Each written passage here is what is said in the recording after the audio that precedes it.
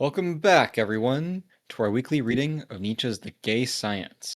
We're beginning this week with Aphorism 1 of Book 1. Number 1. The Teachers of Purpose of Existence. Whether I contemplate men with benevolence or with an evil eye, I always find them concerned with a single task. All of them, and every one of them in particular, to do what is good for the preservation of the human race. Not from any feeling of love for the race, but merely because nothing in them is older, stronger, more inexorable, and unconquerable than this instinct. Because this instinct constitutes the essence of our species, our herd. It is easy enough to divide our neighbors quickly, with the usual myopia from a mere 5 paces away, into useful and harmful, good and evil men. But in any large-scale accounting, when we reflect on the whole a little longer, we become suspicious of this neat division and finally abandon it. Even the most harmful man may really be the most useful when it comes to the preservation of the species, for he nurtures either in himself or in others through his effects instincts without which humanity would have long become feeble or rotten. Hatred, the mischievous delight in the misfortune of others, the lust to rob and dominate, and whatever else is called evil, belongs to the most amazing economy of the preservation of the species. To be sure, this economy is not afraid of high prices, of squandering, and it is on the whole extremely foolish. Still, it is proven that it has preserved our race so far. We're just going to do one paragraph at a time for this. I open the floor. Uh, am I? Sounds Does good? anybody? Yeah. Okay. So the teachers of the purpose of existence, right? Who are the teachers of the purpose of existence, right? Like who are they, right?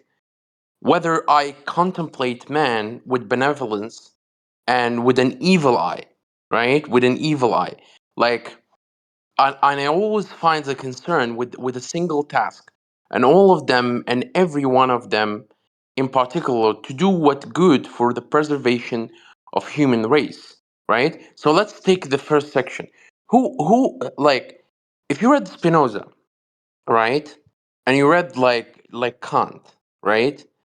One of the things, especially in the ethics, right, and also like Spinoza, what I remember is Spinoza and Kant, right, arguing for this kind of idea, right, and specifically Spinoza, right, which is the self-preservation, the philosophy, the ethical philosophy that roam around self-preservation, right, Right. and and this kind of ethical philosophy is existed throughout the Enlightenment, right? And it's what's like, for example, Spinoza, what is good is what is useful for us, and what is kind of like, you know, Yeah, what makes it expands our like, power. yeah, expands our power and kind of like prevent us from sad passion or bad passions, and prevents us Yeah, from which reduce understanding. power. Yeah, Yeah. reduce power. Exactly. Right. So that's the first kind of sentence, right? The second, which is not from my feeling of love for the race, but merely because nothing in them is older and stronger and more uh, in a ox in ox sorry Inexorable? inexorable, Wait, where? inexorable, and yeah, inexorable and and unconquerable than this instinct, right? Yeah. He talking about the instinct of self-preservation here, because the Twilight of the Idol, he hinted at that, right? If you remember when we read the Twilight of the Idol, he hinted Which on was this written much instinct. later, just for context for Yeah, everyone. written much later, like yeah. So because the instinct constitute the essence of our species, our herd, it's essay enough. It's easy, sorry, enough to divide our neighbor quickly with a usual myopia. What's the meaning of myopia? Myopia. Anyway, myopia. Um, I think here it's One sort of, single eye, one-sightedness. You're myopic means yeah, it's you kind of have, hasty judgment. yeah. So Yeah. hasty judgment, not using enough of your senses, all of your senses. Yeah. Yeah, it's also the word for a disease that has to do with nearsightedness, blurry vision is myopia. So Yeah, myopia, blurry vision out of serenity, I guess. I don't know, but blurry vision, yeah, and specifically yeah. here, it's like a blurry vision from which you um from which you are sort of assigning these roles to the things around you, to deciding that through your blurry vision that someone fits the role of the good or the evil man, right? Yeah. It Mm, could be used as an insult, like intellectually. If you say someone is myopic, right? They're missing something. Yeah, they're not being mindful of the bigger picture, right? They're being short-sighted, and often it has to do with sort of like overreaction as well, mm. or You like can focusing on something sort of small and uh unbecoming. I don't know. hmm So Marcellus, I want to I wanted yeah. to dig into who are the teachers here. I'm going to be sneaky and say that perhaps it's Nietzsche himself too, right? Like this is aphorism one. There's a lot that's going to come in this book, and a lot of it's arguably going to fall within this category in one form or another, potentially. I'm reading the teachers as the instincts of self-preservation. I don't know how you feel about that. I think the teachers are Spinoza and David Hume, but let's carry on. Or Spinoza and David Hume and Socrates. That's There are Hmm. teachers. Anyway, yeah. Could be religious teachers as well. Could be targeted at priests and rabbis. Yeah, because I mean, it depends on if he's using this phrase sarcastically, which I'm kind of rereading to see how that fits. Because if he is, I kind of think he might be. Let's see, Yeah, he kind of invoked the teachers. Who was the teachers throughout history? That like not like to say that teachers of good widening and the evil. teachers. Yeah. Yeah, like let's stick in the book, in the gay science. Who's the teacher who references literally? Like I'm doing that literally to Nietzsche now, like which is understanding literally what's going on in the gay science, right? The teachers are Socrates, Spinoza, David Hume, and some religious cleric. Some of them priests that I don't know, and some of them are Muslim kind of imams, which that's kind of like the teachers, right? But let's carry on. The This is teachers be also thought more. Keep targeted going, at Jay. Luther.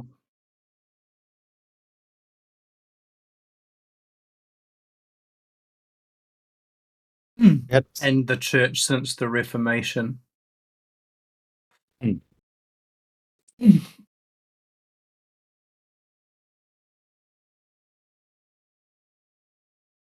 Let's do para 2. Yeah, sure. Can you guys hear? Is it the gain a little better?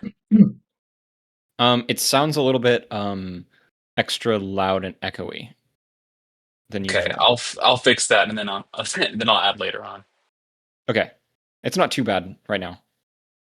Okay, I was just gonna add that could be the teachers just be thought as whoever is making that distinction between good and bad rather than um, instinct, which would be kind of And here pure. specifically, it's useful and harmful, good and evil, right? As the distinction we're drawing. Okay, and so could the teacher just be thought of whoever is making those distinctions versus those who actually can progress? The species are those who kind of disregard that to some extent and just act on instinct. I'm not sure that I would draw that implication, especially yet. I don't think it's necessarily off the base. Because, I mean, he's saying that it sort of has served a purpose for humanity, right? It's part of self-preservation of the herd.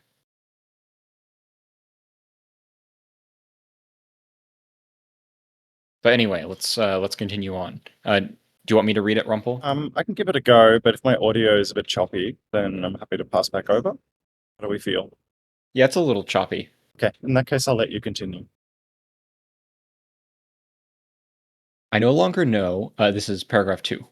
I no longer know whether you, my dear fellow man and neighbor, are at all capable of living in a way that would damage the species. In other words, unreasonably and badly. What might have harmed the species may have become extinct many thousands of years ago, and may now be one of those things that are not possible even for God.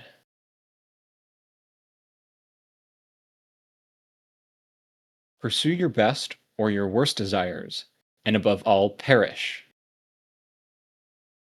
In both cases, you are probably still in some way a promoter and benefactor of humanity, and therefore entitled to your eulogists, but also to your detractors. But you will never find anyone who could wholly mock you as an individual. Also, in your best qualities, bringing home to you to the limit, to the limits of truth, your boundless, fly-like, frog-like wretchedness. To laugh at oneself as one would have to laugh in order to laugh out of the whole truth. To do that, even the best so far lacked sufficient sense for the truth. And the most gifted had too little genius for that. Even laughter may yet have a future. I mean, when the proposition, quote, the species is everything, one is always none, has become part of humanity, and this ultimate liberation and irresponsibility has become accessible to all at all times. Perhaps laughter will then have formed an alliance with wisdom. Perhaps only gay science will then be left.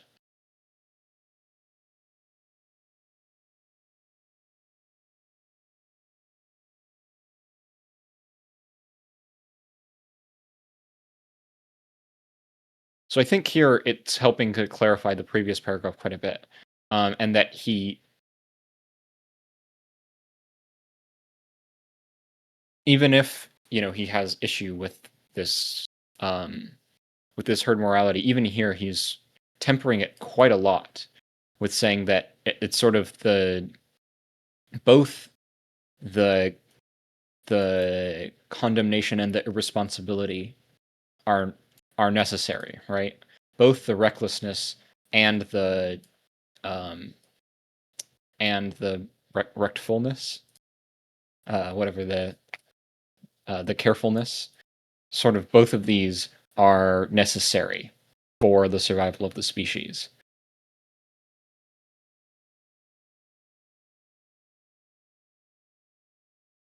Or at least he's saying might be.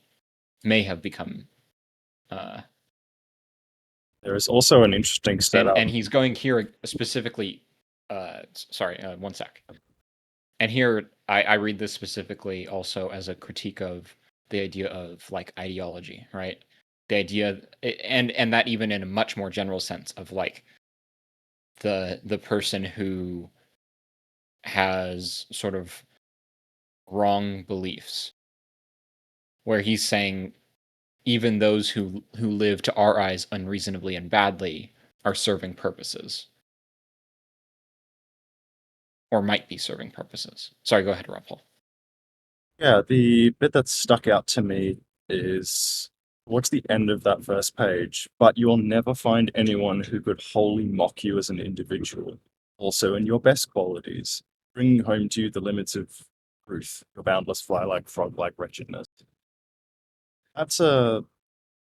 We've gone from speaking of the totality of the whole, of the herd, of the species, to the individual. And here, the individual is placed in a position where nobody else could ever, you could not find anyone who could mock you as that, as an individual. I think there's something there too that's gonna come out. The relationship of, right, that individual genius. Yeah, but it's sort of both, right? He's saying out of the whole truth, that it's sort of the both the genius and the foolishness to laugh at oneself out of the whole truth, and that it's sort of that we sort of are getting rid of the idea of the good and the evil life, right? Yeah. And to say no, it's actually much more complicated than that, and to either admire or to like to eulogize or to criticize are both necessarily sort of denying the whole truth. Yeah, I guess I'm jumping ahead here a bit with the kind of with Nietzsche's treatment of truth in at least three different ways: a theoretical or Fair enough, yeah. metaphysical truth, a practical truth, and a singular truth. As these three being quite distinct from each other, and the singular being the irreducible, perspectival truths that we each individually possess. Which is right, the truth of sort of life and existence. Yeah, itself. which is something he actually wants to elevate, right? Like you can't purely treat him as like an anti-metaphysician who wants to deny all truth. That's not productive here. Yeah, I guess what I'm trying to say is that it is interesting that he decides, while speaking specifically about the herd, to have a quick, brief mention of the individual and qualities of the individual that are still laughable, but to a certain extent commendable. Yeah.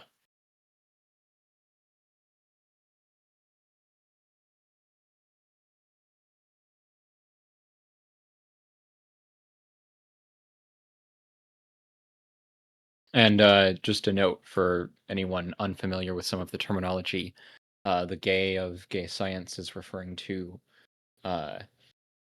happiness is one way it gets translated sometimes. The word that I have mostly been sticking to is sort of, high-spiritedness, I think. How do you feel about that, Rumpel? Yeah, fröhlich. Fröhlichkeit is joyfulness, joyousness, happiness, gayness in the old meaning of the word. Right. Yes, yeah, that's one. Yeah, and specifically, I guess I prefer wording that sort of emphasizes the tactile affectivity of it, right? It's not just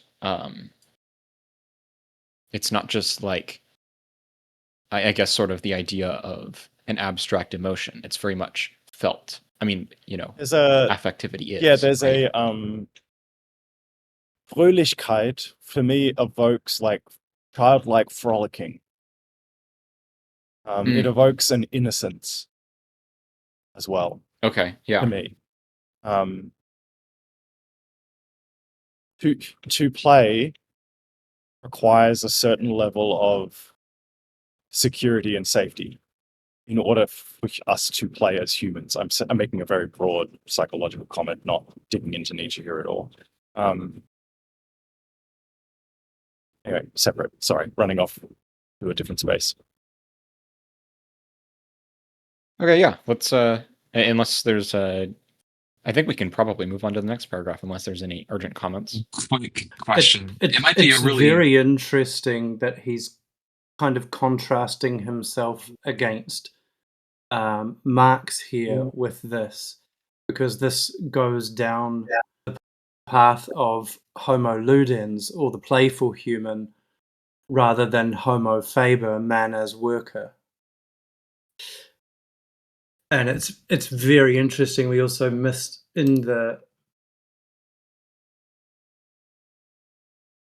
first how he does a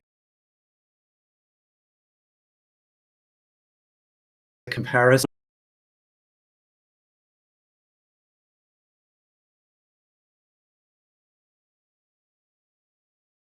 I think that those are fair Which, observations. let's see. Yeah. And then if everything else recedes or goes away, the only thing left will be the playful social sciences or humanities. Yeah, the experimentation and the sort of innocence of becoming, but not to get too far ahead of ourselves. It also, JQE, I'd say it alludes to an incisiveness, right? This playful gay science, which is an alliance of wisdom and laughter. It has to be critical. This social science that he's alluding at must be one that is able to laugh at itself and others in this milieu.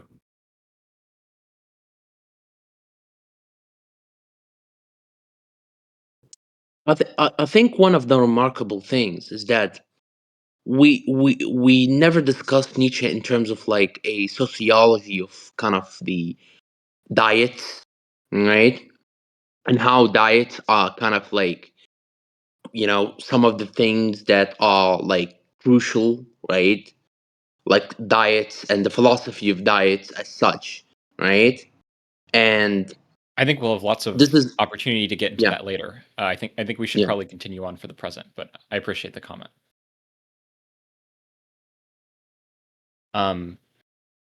Paragraph 3.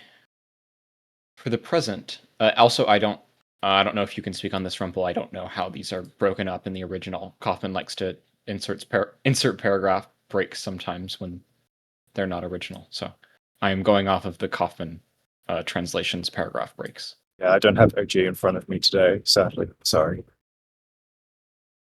I left my Stanford edition upstairs. I can go and grab it if we need it though. Anyway, paragraph 3.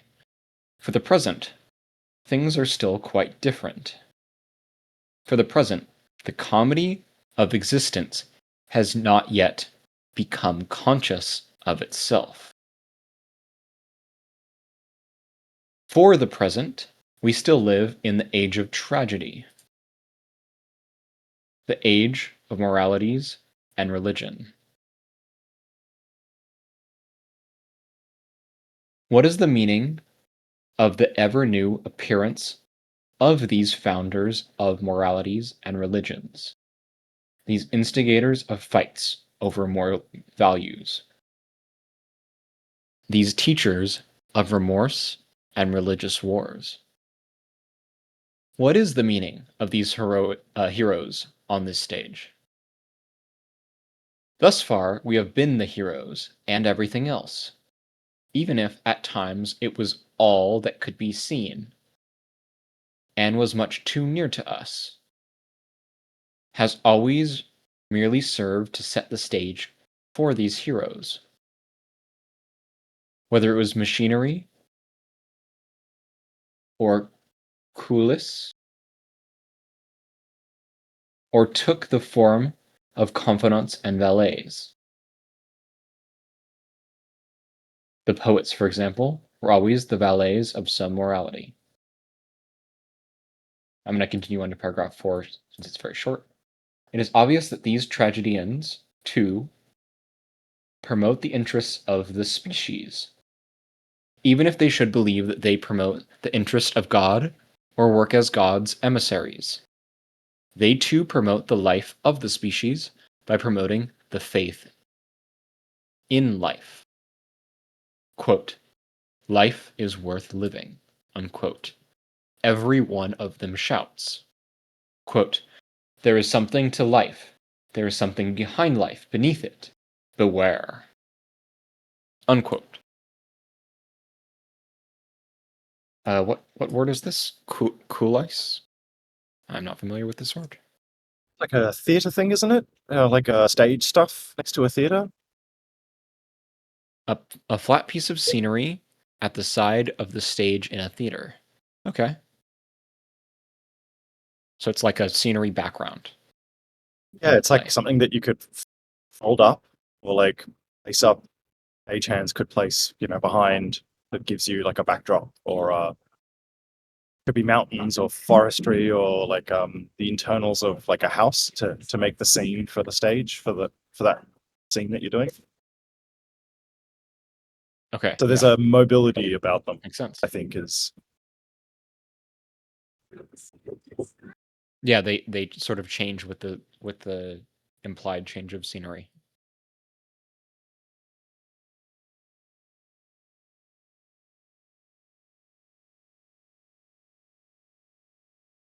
So here the sort of the Homo Ludens comment, I think, that J. Kiwi was making becomes extremely more relevant. Right? This line, for the present, the comedy of existence has not yet become conscious of itself. At least the way that I'm reading that is very much in line with that, where it's the sort of playfulness of life and existence hasn't yet fully emerged, right? And we're still living in an age of judgment, morality, tragedy, religion. Hegel in the Phenomenology of Spirit declared at the end of the section, right, on tragedy, that tragedy kind of like lost its kind of curtain, and like the gods that are like the tragic gods are lowered to be human beings, right? And when they lowered to be human beings, they lost this cathartic, this fear, this idea of pity and fear, right? Lost. And when it's lost and lower down, these gods are kind of like ascending to the earth and become human beings. And when they become human beings, they become comedy, a, a haven to a new comedy. So what's meaning when like I thought about this, right? And what is the meaning when I'm talking about this? I'm talking about the Greek gods, right? And Okay, what is the signification of that for Nietzsche, right? What is this like why he said this kind of thing here, right? Given that Hegel said something opposite to what Nietzsche said, right? So that's a very important thing. And Yeah, I think that's a good question yeah, to sort of keep in mind as we go forward. I don't know if it's something that we could necessarily answer right away. I don't know if you have something to add first, but anything to expand on J. Kiwi in terms of playfulness and. I was just thinking of how it was kind of a horrible century, and I think that Nietzsche leans overly on, when you look at the Greek myths, like tragedy in its form comes to us through the Greek myths, but Right. if you look at literature, you'll know that the Bible is actually a comedy, or has the form of a comedy. So it's interesting. It makes me simply think of people like Luther and the Reformation, that when they began reading the Greek stuff and incorporating it, maybe the kind of Protestant thing went too much into tragedy rather than, when you read the Bible and things like the wisdom literature, it's much more playful, and wisdom actually being personified as a woman, and things like that, and being a comedy in its narrative shape. So it's quite an interesting that he leans so much into the tragic. Yeah, I think he's definitely going to expand on this a lot more, because it's also And quite, then it's he's going to quite try different and from his earlier writings on then the he's going to Greeks, try right? and rescue it by contrasting the Apollonian ideal against the Dionysian.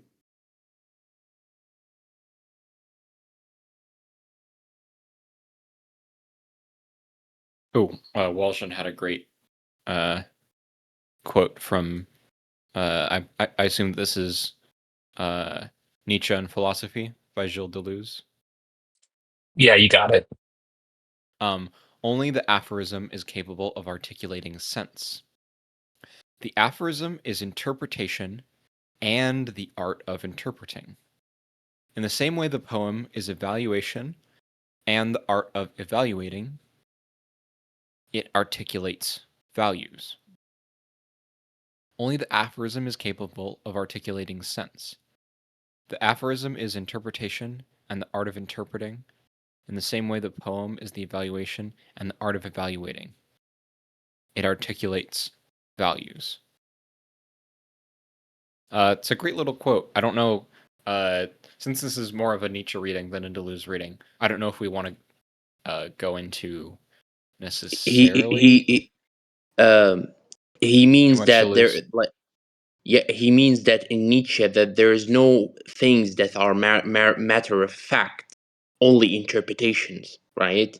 So that's like what I mean, he mean about. that's one thing, Yeah. but it's also how the aphorism sort of is that interpretation. It is that making of sense. It is that and making of sense in the literal sense of like production, right? Building of sense. You're building it through the sort of like poetic, but it's not poetry. It's specifically poetic sense making, right? It's making sense of things, interpretation through through this style of the aphorism.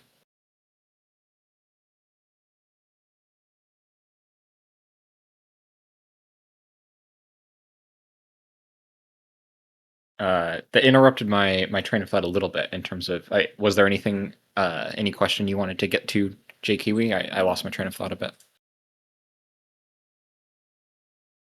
No, that quote makes me think of Goethe, who says there's three types of critic. The first who enjoys without judging, the second who judges without enjoying, and the third who enjoys as they judge and critiques as they, and that person creates the whole work anew. It's That's a I'd lovely have to quote. find it. I'd have to look it up I'll and remember find that it one. for you. What about the fourth who doesn't enjoy or critique? Goethe Positing a missed new, that worse kind person. of human.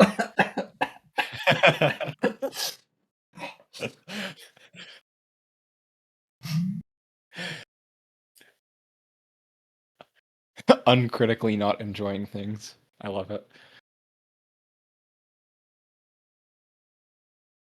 But tangents aside, is there any specific textual things? I mean, I think thus far we have been the heroes and everything else even if at times it was all that could be seen, was much too near to us. I think this is interesting because he's saying we have been the heroes, and in this sense, I'm sort of the way I'm interpreting this is sort of the tragedies, the religious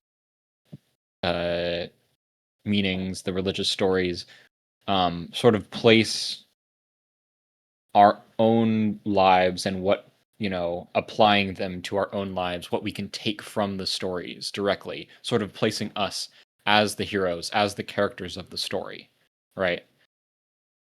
Is that does that You're sound good to touching people? you're touching very closely, right? Because when we converse about these religious stories, right? Like for example, the religions of the days of judgment, for example, Islam. Pick what you like, Islam or Christianity or Judaism, right? We always we always converse with ourselves with like these stories, right? And we kind of think ourselves that the heroes that will be saved and will kind of take the like take the prize, right? Take the kind of like the hero we envision when someone recites a story, right? For example, I am ex-Muslim, like I kind of like recited a lot of stories, right? And envision myself as the hero, right? In these stories, right? The heroes of like maybe I am the hero, like maybe I'm in the day of judgment, you know, quote unquote, I'm the hero of this story, right? So that's I think what Nietzsche is talking about, right? We converse ourselves to be the heroes at the end of the tunnel, right? And Oh, I think yeah. I think I am maybe misreading this because it's sort of so. What is the he's talking about the moral evaluations and the meaning of the sorry, he's talking about religious wars and moral values, and he's saying what is the meaning of these heroes on this stage. So he's specifically talking in this sense of the characters in this battle being those of uh, the wars over moral values, right? The battle between the values themselves, between the Mm, morals. uh, Thus far, these have been the heroes, and everything else, even if at times it was all that could be seen and was much too near to us, has always merely served to set the stage for these heroes. Whether it was machinery or, how do I pronounce this again? Coolus? Coolus? OLS, Uh, coolest, yeah, coolest. yeah, close enough. Or took the form of confidence and valets. Poets, the valets of morality. The valets is I think um, Hegel has the same thing. No man or woman is the hero of their valets, right? So, it's kind of like it's loaded with German idealism and with a lot of kind of like backgrounds. So I don't want to like judge it like very like instantaneously, but it loaded this kind of quote loaded with German idealism, right?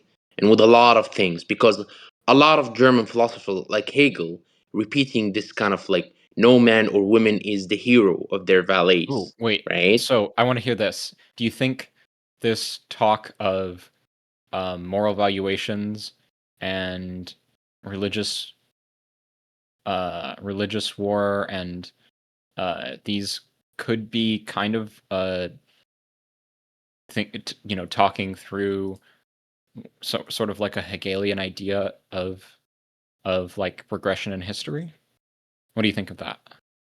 Mm, I don't think so. But like Okay. maybe he grappling some of with Hegel and critiquing Hegel. Who knows, right? Okay. But I Fair think enough. that he's kind of like loaded. This kind of sentence is loaded like with German idealism and with because Hegel mentioned in the section on morality at the end of the section. if you have kind of time and you have a life, right? At the section of morality, at the end of it, or in the midst, I don't know, there is the same quote by Hegel, right?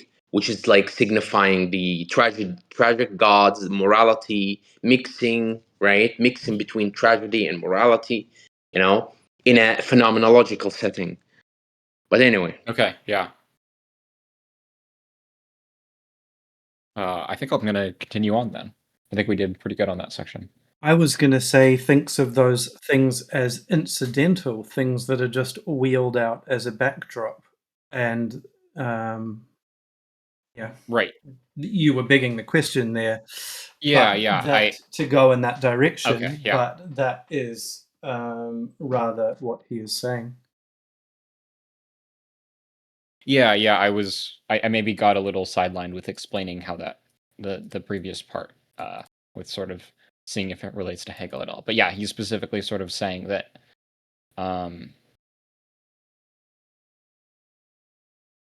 even if at times it was all that could be seen and was much too near to us, has merely served to set the stage for these heroes.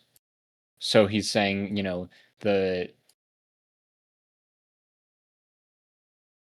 everything else, all the, you know, the people and the events and the everything have merely been sort of the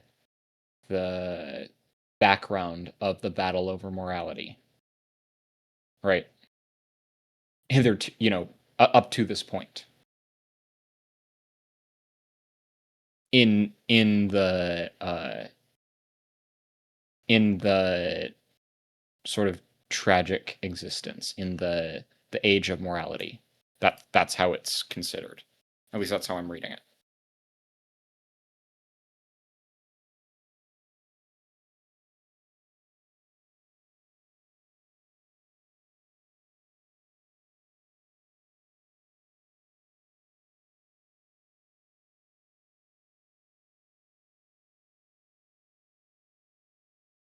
From time to time, this instinct, which is at work equally in the highest and basest men, the instinct for the preservation of the species, erupts as reason and as passion of the spirit. Then it is surrounded by a resplendent retinue of reasons and tries, with all the force at its command, to make us forget that at bottom it is instinct, drive, folly, lack of reasons.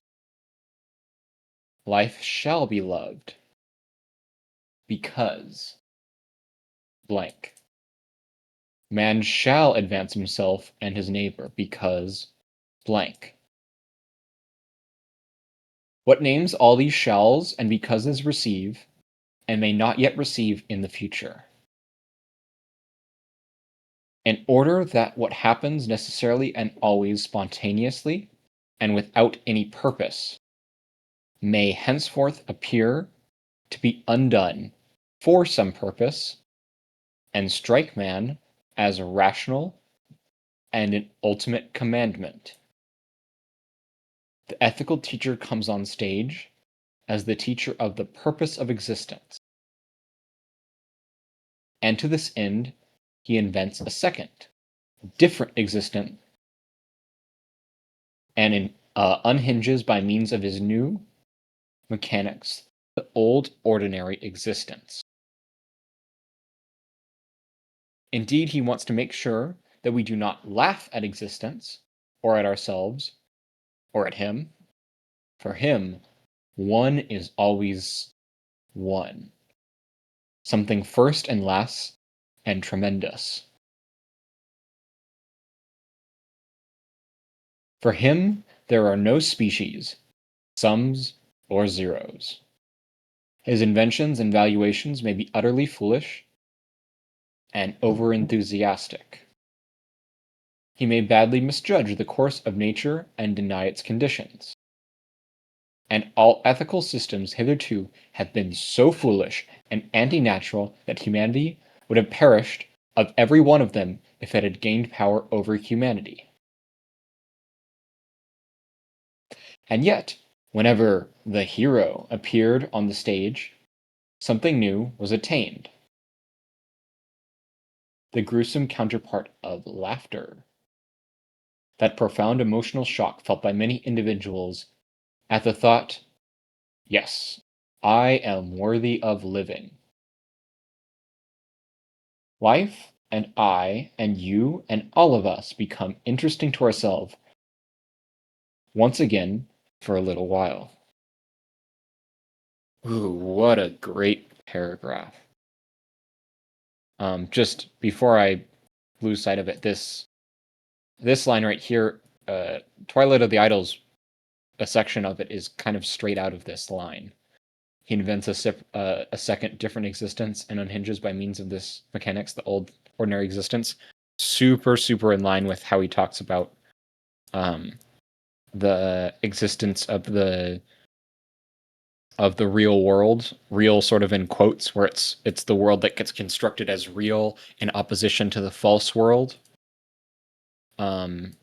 which is that of like appearance and change and life itself, as opposed to sort of the real world of moralities and God and things that supposedly don't change, right?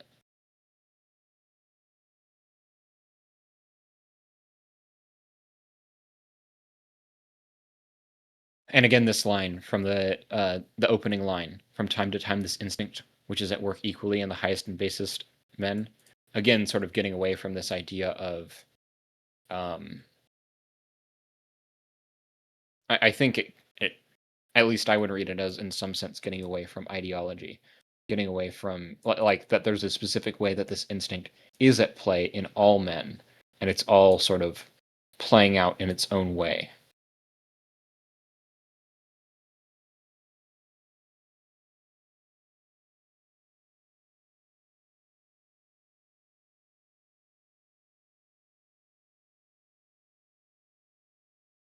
Any questions or comments on this section?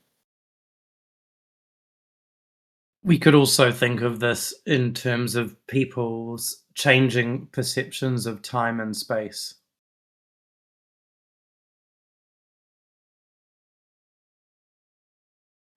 In that, could you elaborate on that whenever just a there's little a bit? new kind Yeah. of breakthrough, people kind of think that their space or their ideal is the final space or the final ideal. But Nietzsche is Last one. saying that that's not so. Someone's gonna step up, and there will be another new kind of perception of space or morality or whatever it is.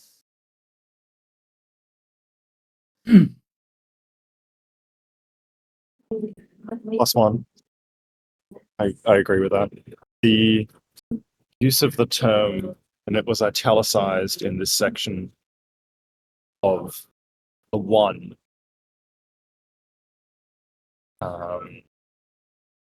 Yeah, one is always one. Yeah, is reoccurring. And JQE, the thing you just mentioned in book 3, aphorism number 110, the origin of knowledge, goes directly into this. And I'd picking also a line from that. This also makes me think of you're probably not familiar with it, but mannerism in art. And what happens is there's certain people or artists who kind of sit uncomfortably and sort of fuse the two different forms of space over the top of each other in an uncomfortable way. And that's kind of what an aphorism does as well, when you think about it.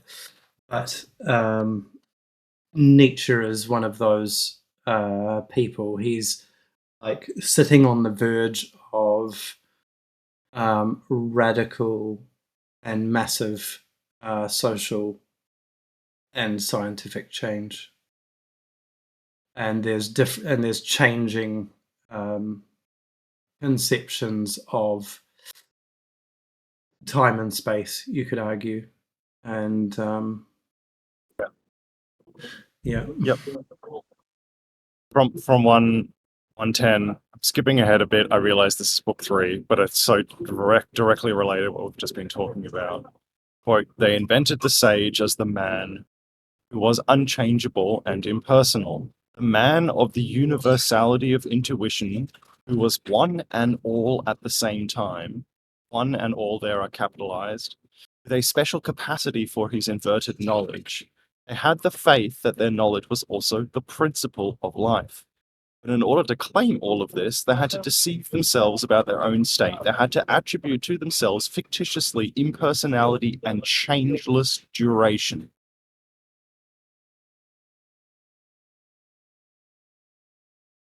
Yep, that pretty much nails it.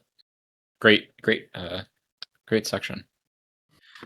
And I'd also say the mannerist work is one where it has a kind of collection of discrete, sort of different themes or aspects that it goes through. It doesn't necessarily go in a linear narrative form, and you have to put the work together yourself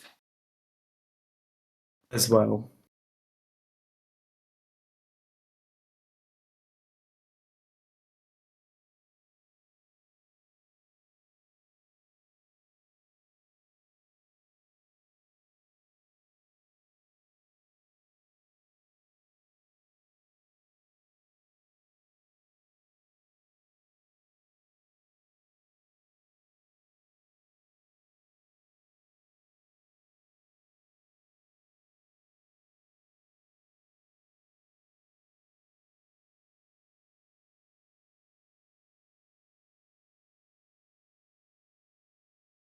Okay. Do we want to continue on to the next paragraph? Or I'm just going to read the end of the section here. Oh, Marcellus, you're roboting and cutting out a bit. You might need to either leave and rejoin or Um. sounding okay now. There is he may badly misjudge the course of nature and deny its condition, and all ethical systems hitherto have been foolish and anti-natural. Where we hear that? Do you remember in the Twilight of the Idols, right? Socrates as anti-nature, right? He's kind of referencing Socrates here, right? And how kind of Well, like the so yeah. a couple notes. So there's no section called that. There's a section, the problem of Socrates, and there's also morality as anti-nature. They're related, but Yeah. specifically this would be a little bit more zeroing in on like the Christian moralities, Mm. which Socrates is not unrelated to, but in terms of what the specific focus is on, I would say it's more on the Christian developments of it. I don't think it's about Christianity also. I don't think that. Uh, you don't think it's about Christianity? I don't think that it's kind of encompass only Christianity. Oh, I didn't say only. No, I'm just saying what he's centering here. Mm. Although when he's talking about ethical systems, I think that may be also a jab at like Kant as well, and other ethicists as well. But I think Kant would be an easy person who he at times sort of calls basically a Christian, right? Yeah. Yeah.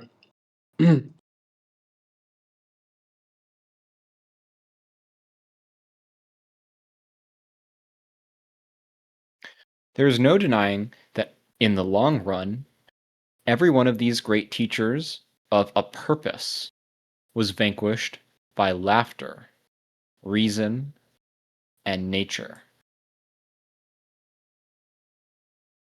The short tragedy always gave way and again returned into the eternal comedy of existence. And, quote, the waves of uncountable laughter, unquote. To cite Asiphiles, I always forget how to pronounce this name. Apologies.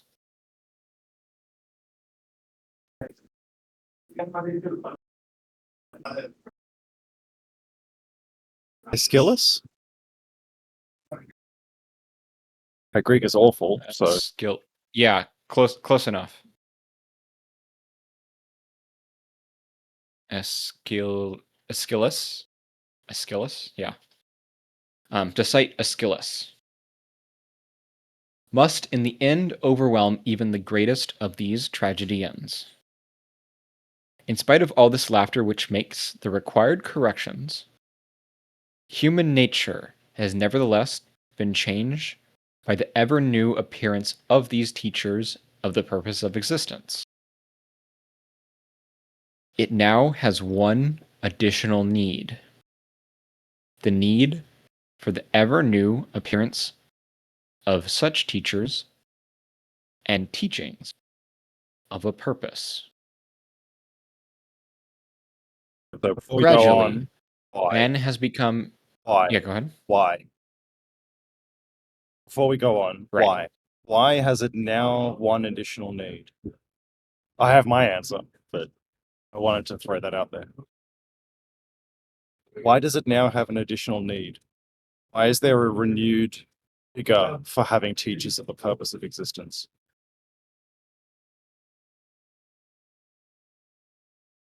Uh,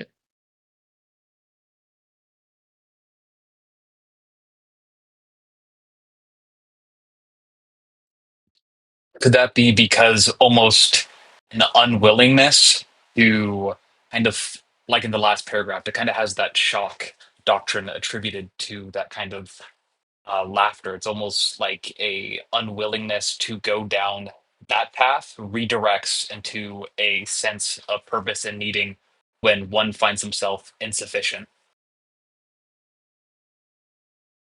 yeah, I would say sort of a declining of life, but I'm trying to figure out how to phrase that in words that would maybe be more appropriate to where we are in the text. But I would say like a decline of life. Yeah. I feel like one very short one word answer here is nihilism. Okay, yeah. Living in the shadows of a dead god. Right. Yeah, no, that makes sense. I mean, but that was the thing before that was sort of answering the question of purpose. So human nature has nevertheless been changed by the ever new appearance of these teachers of the purpose of existence. Maybe I think you're right that he's talking about nihilism is a symptom of this, but he's saying basically the modern existence of the human is necessarily conditioned by the Christian, by God, by the Christian morality to now need a reason, which is why we have nihilism, right? So nihilism emerges out of this need for a reason and the death of God. But the need for a reason is arising out of God. So I think I get what you're saying. Maybe I just need to talk through it Yeah, more. no, I think you're more on the money there. In like, my answer is the one word simple answer that could evoke a bunch of different, like, why do we have nihilism? Blah, blah, blah. But yeah, Right. Okay. Because people's Sorry, continue. material Yeah, conditions changed. Yeah, that's fair too. Yeah. But yeah, so that sort of gets at the idea that I mean, this is almost like a Rousseauian point, right? That human nature is sort of like accustomed to certain affordances and mundanities of modern life.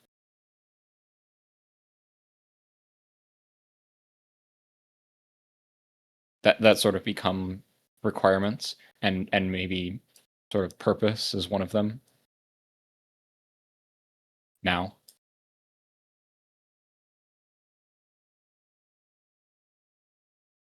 But anyway, I'll continue on and we can discuss further.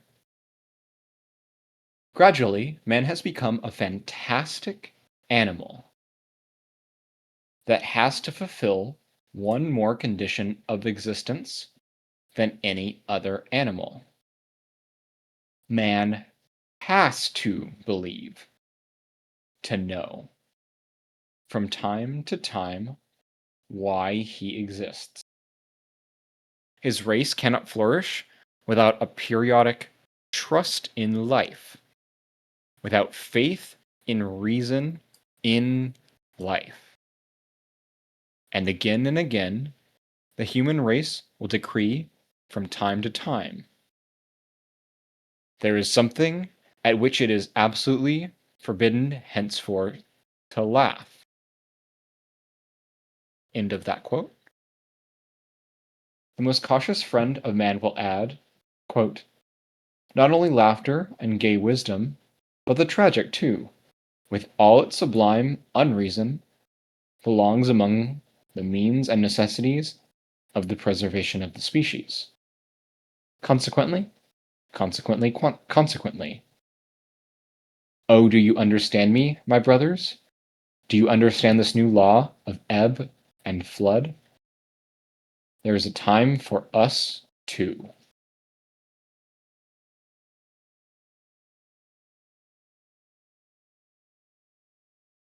Yeah, this very much is reminding me of sort of some Rousseauian points about man becoming this animal, sort of accustomed to certain conditions.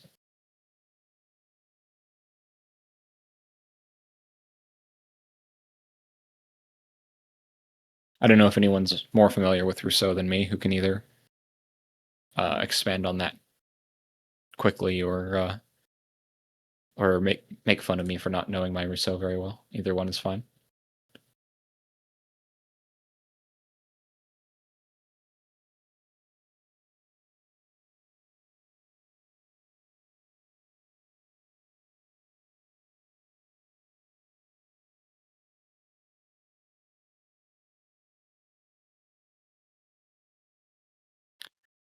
Walgen says, man needs nihilism because of amor propre.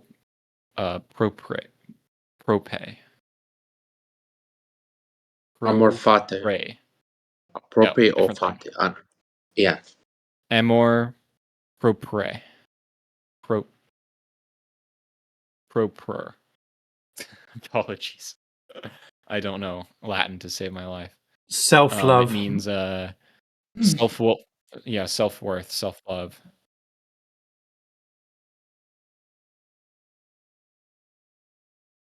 Rousseau, French authoritarian.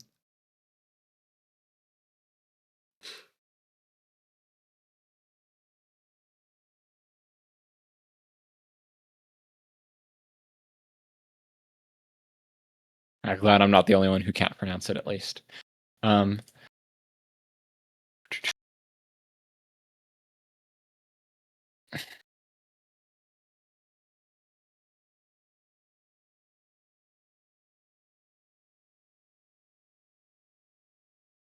And this is very much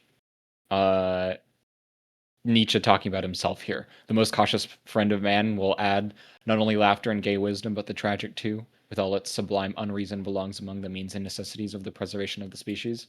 This is Nietzsche talking about himself, right? Am I on that, Rumpel? Oh, Rumpel had to leave for some Wi-Fi issues.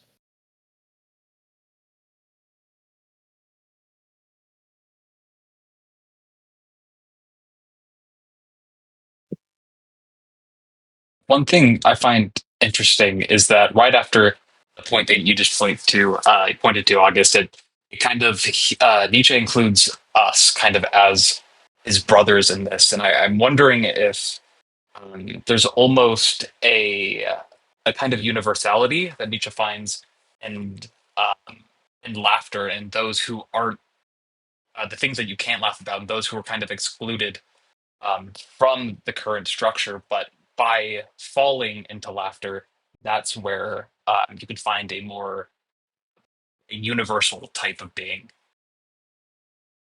Kind of. I'd be careful with. I would say almost like a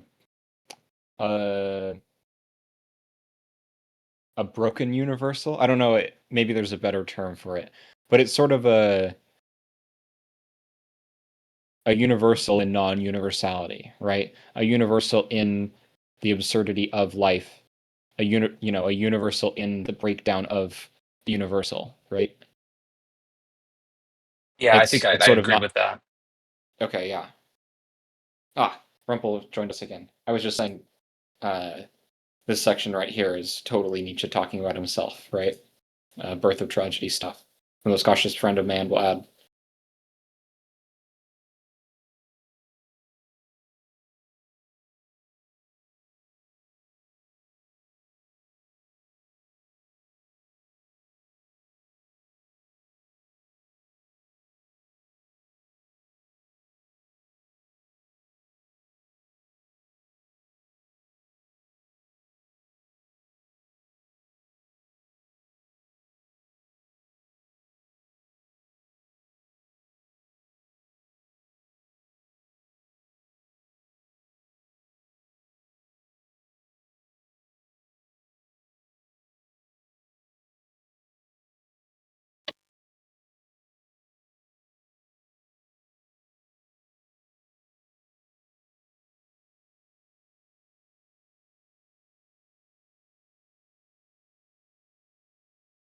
So this section, consequently. Oh, do you understand me, my brothers? I mean, here, following up this last line, I think he's directly relating it to sort of the tragic and the tragical being in conjunction with the laughter and this sort of more Dionysian post-birth of tragedy Dionysian idea, right? Because in the birth of tragedy, Dionysian is sort of one half of the coin. I don't know chronologically whether he I think he might start using Dionysian that way in the gay science as the overcoming of sort of both ends of that, moving from the Schopenhauerian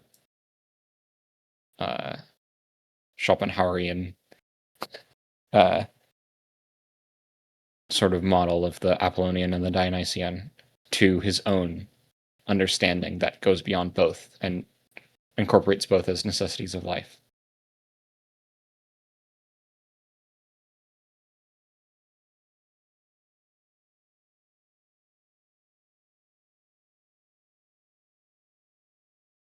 Without further ado, then, let's get on to section 2.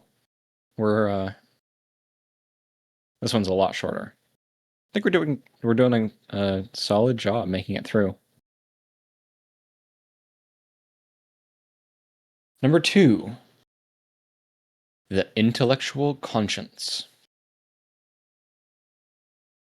I keep having the same experience and keep resisting it every time.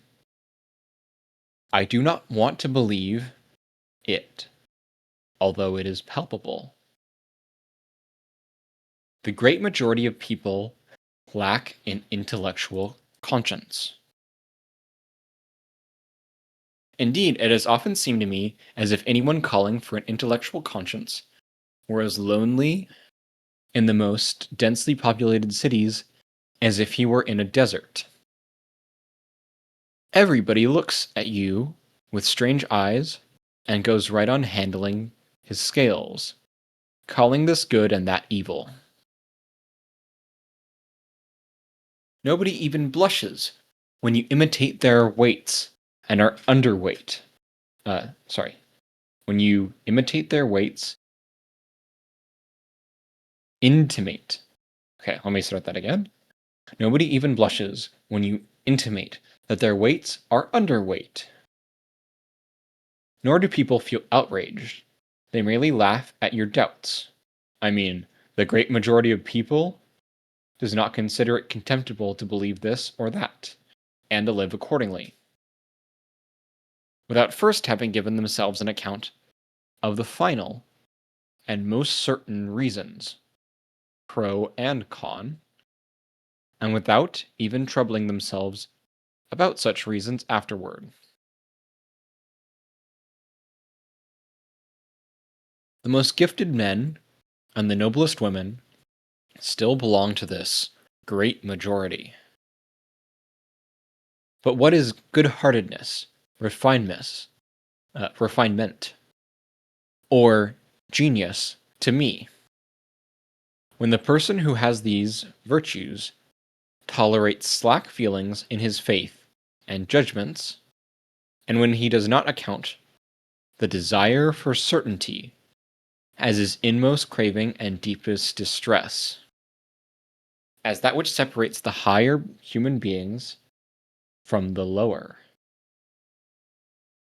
I'm going to continue on here since it's not too long. Among some pious people, I found a hatred of reason and was well disposed to them for that. For this at least betrayed their bad intellectual conscience. To stand in the midst of the rerum concordia discours, discordant concord of things, editor's note, that's what that means, and of this whole marvelous uncertainty and rich ambiguity of existence, without questioning, without trembling with the craving and the rapture of such questioning, without at least hating the person who questions, perhaps even finding him faintly amusing. That is what I feel to be contemptible. And this is the feeling for which I look first in everybody. Some folly keeps persuading me that every human being has this feeling, simply because he is human. This is my type of injustice.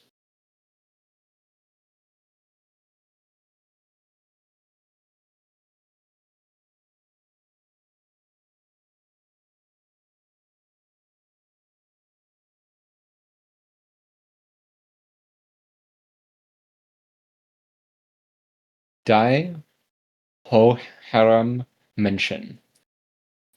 Excuse my lack of ability to pronounce German. The desire for certainty, which, you know, is later going to become something like the will to truth. So keep an eye on that. I think this is a banger section. It's Yeah. Oops, all bangers. I've gotten people into Nietzsche by reading nothing about Nietzsche to them other than this aphorism, and they're like, "Okay, tell me more." Hell yeah. I think there's definitely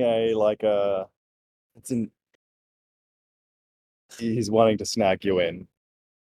He does it pretty well, nice and early.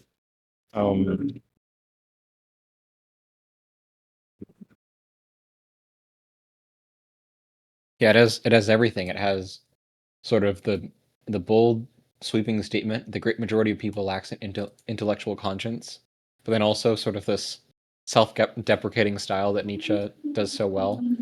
And anyone calling for an intellectual conscience was lonely in the most densely populated cities, as if he were in a desert. Yes. Sorry, I didn't mean to interrupt you. Go ahead. Yeah.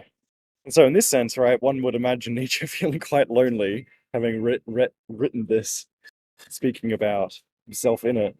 The other line that I particularly love was that second paragraph, right? Among some pious people, I found a hatred for reason, and was well disposed to them for that.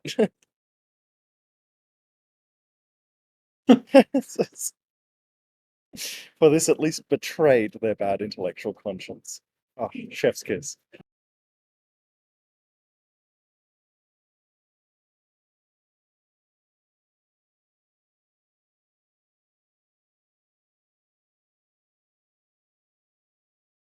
I feel like there may be even some specific people he's shooting shots at with final and most certain reasons, pro and con.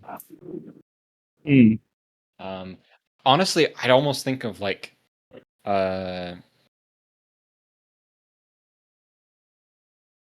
it reminds me of sort of like cosmological arguments for God and stuff, but maybe that's neither here nor there. Reminds me of utilitarianism, The right? final and Sort of most certain pros and reasons. cons. It's doing calculus.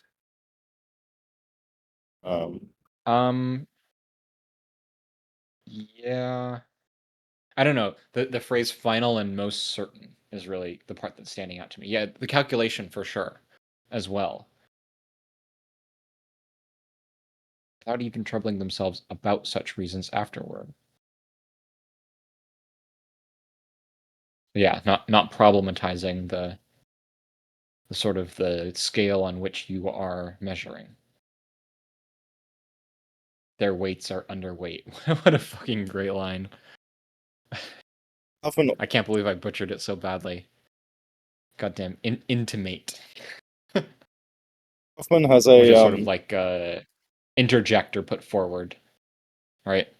For anyone who doesn't know that word, or like imply, similar root word.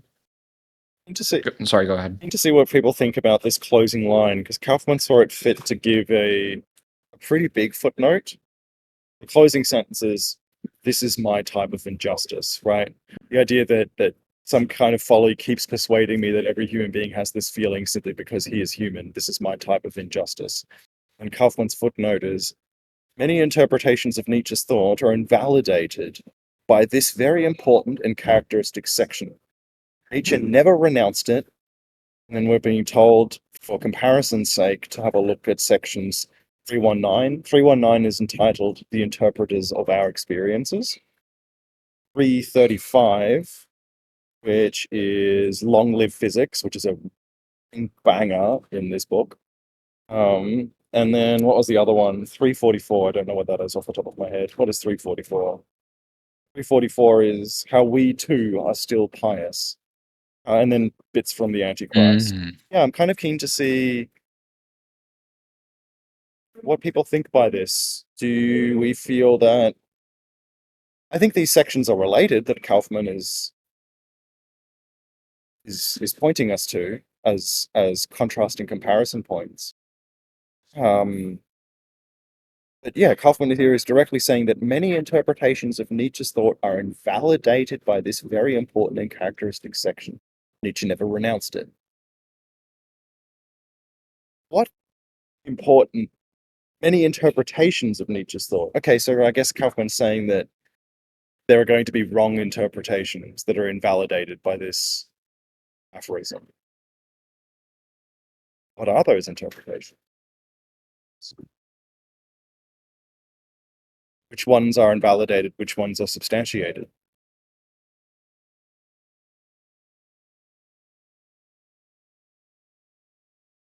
I'm not sure I know enough about.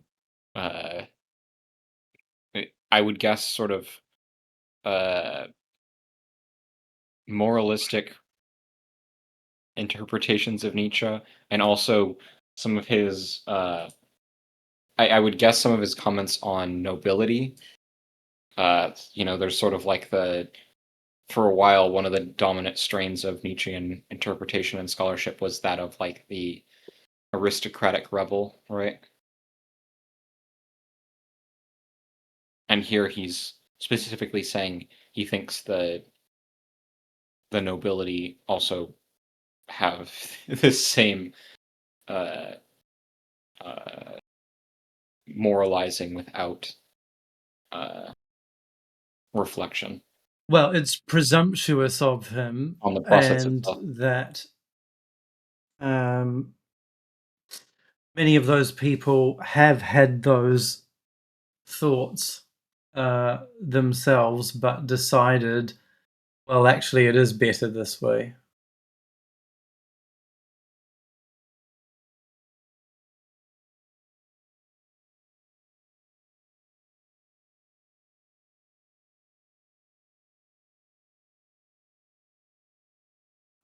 in this section, he's Yeah. simply describing living in a modern city.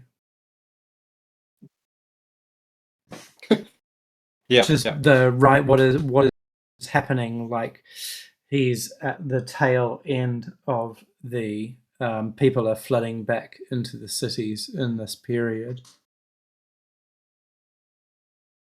and they have different value systems.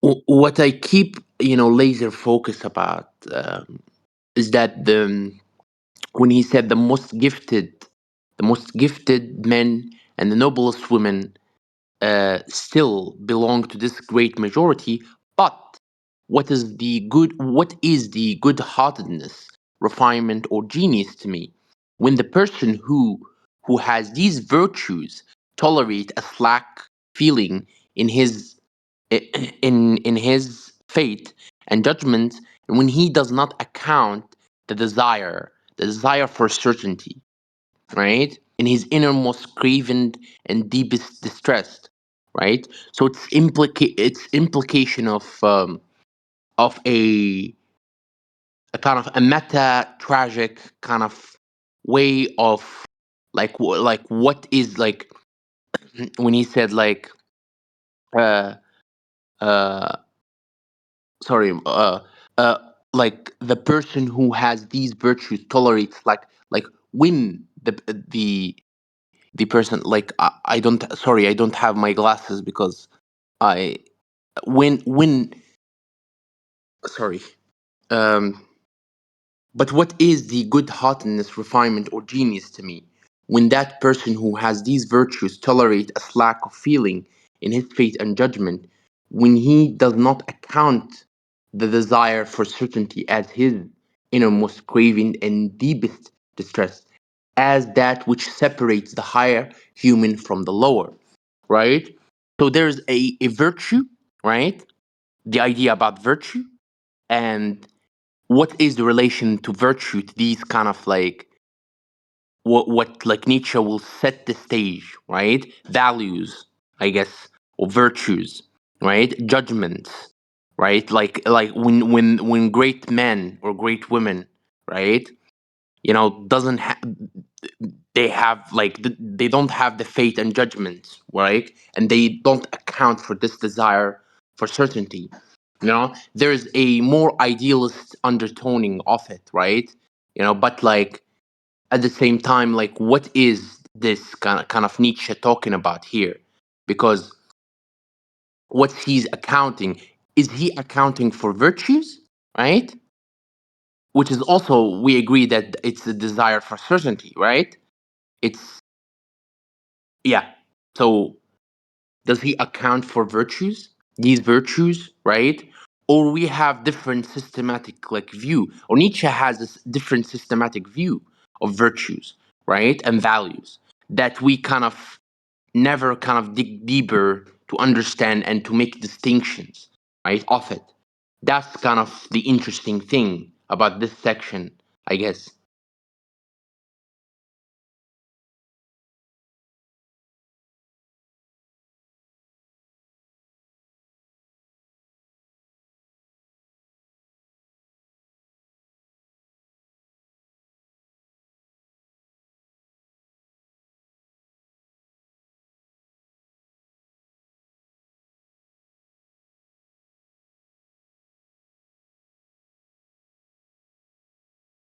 Yeah. I think.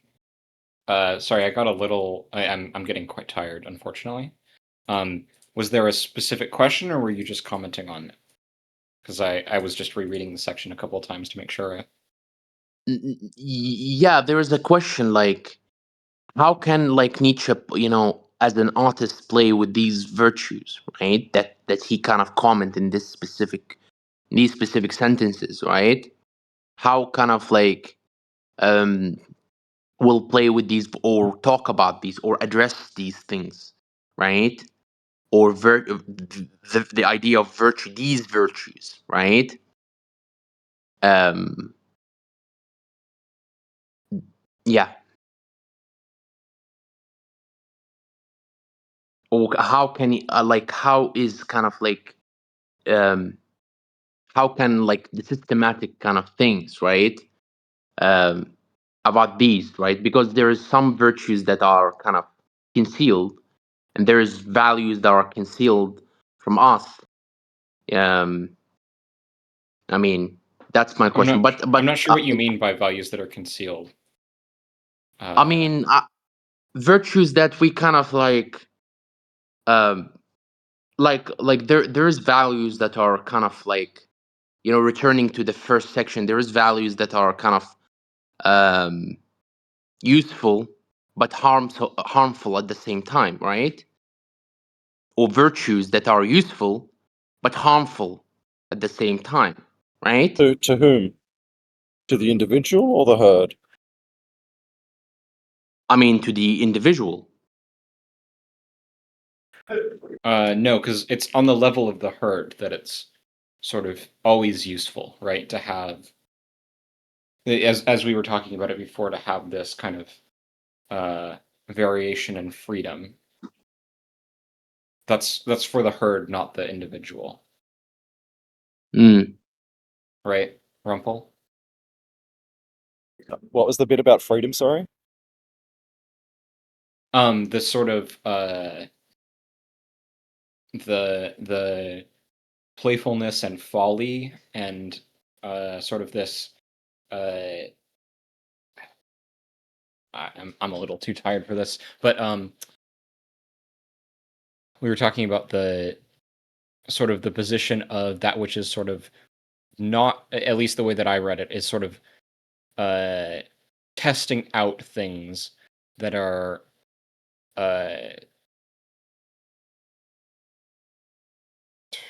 what's the wording here? Pursue your best or your worst desires, and above all perish. Sort of these things that are that could be seen as unreasonable and bad, but in a more not exactly in a more abstract way, but sort of in a more collective way, further the herd with sort of finding new explorations.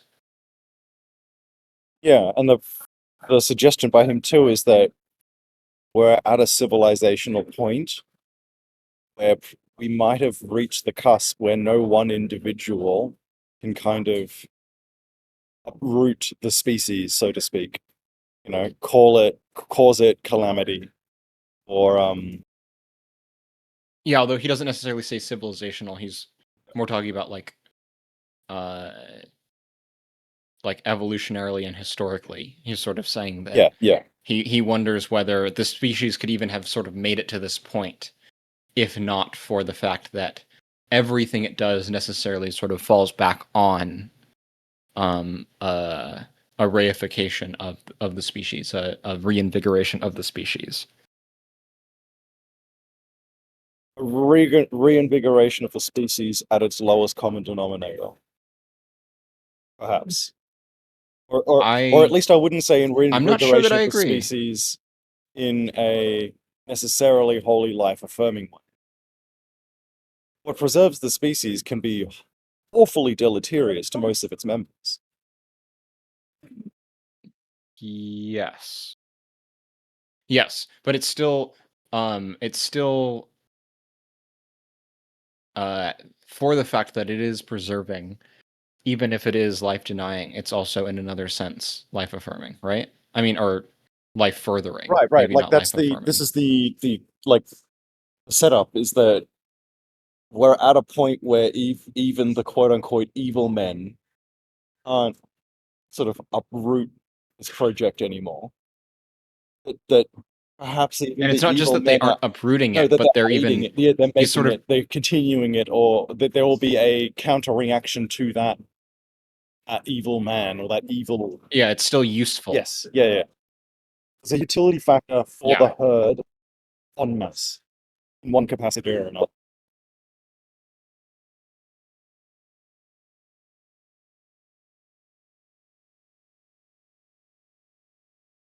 I guess to try to answer your question, Marcellus, the virtues that he's putting forward, I'm still a little confused at what you mean by hidden virtues.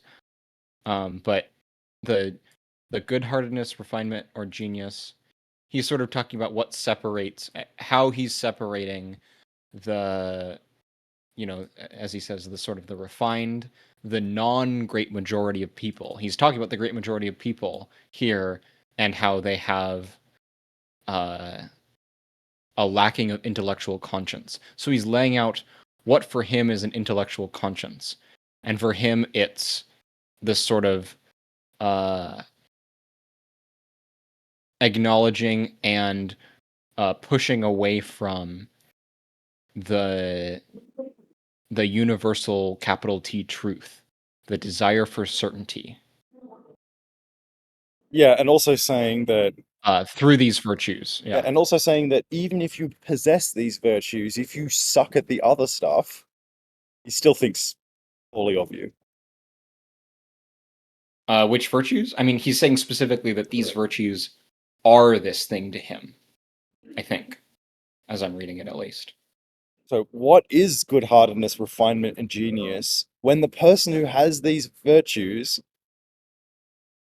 either because Nietzsche says they have them in some capacity, or because some claimant says that some other person over there has these good virtues.